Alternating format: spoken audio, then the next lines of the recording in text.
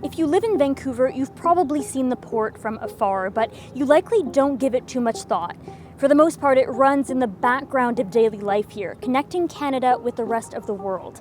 But this week, a strike by workers has brought activity at ports across BC to a standstill. All of a sudden, all eyes are on port operations and just how much we rely on them. Whether you buy something online or in a store, chances are it passed through here at some point.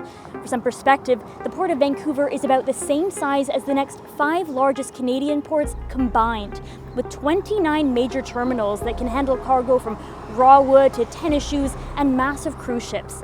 This specific port behind me connects Canada to 170 economies around the world and handles 1/3 of Canada's trade in goods outside North America.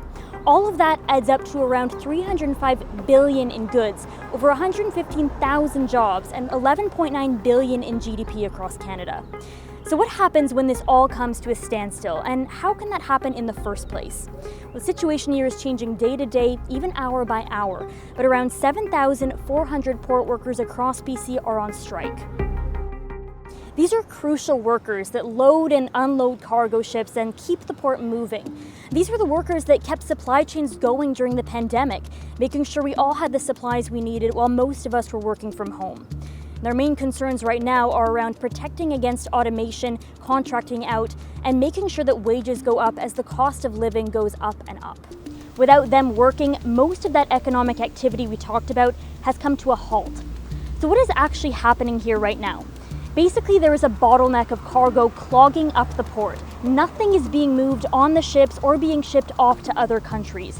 Industry players are warning that the delays could translate to higher prices for consumers because shipping companies now have to pay for the time their goods are sitting on containers or on the ships. Perishable items are going bad, and farmers across Canada are worried about getting their product out. There are some exceptions. The bulk movement of grain is still going through because of specific legislation under the Canadian Labour Code. And this isn't just a now problem. The Canadian National Railway Company has even gone so far as saying because the port and railways are so connected, a work stoppage can create disruptions that take weeks or even months to correct. Everybody's going to be working at clappers to try to catch up.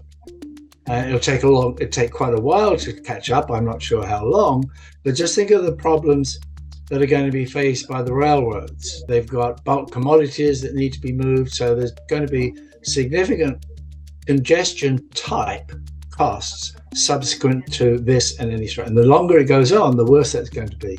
All of this to say, this shutdown could impact the price you are paying for things. And this impact is huge to Canada.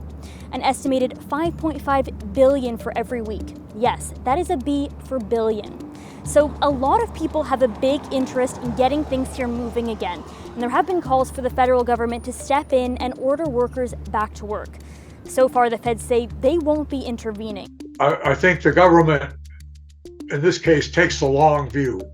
They've tried interventions and just made things worse the next time around. So for now, the scene here will remain much quieter than usual, while the cries from industry across the country likely to only get louder.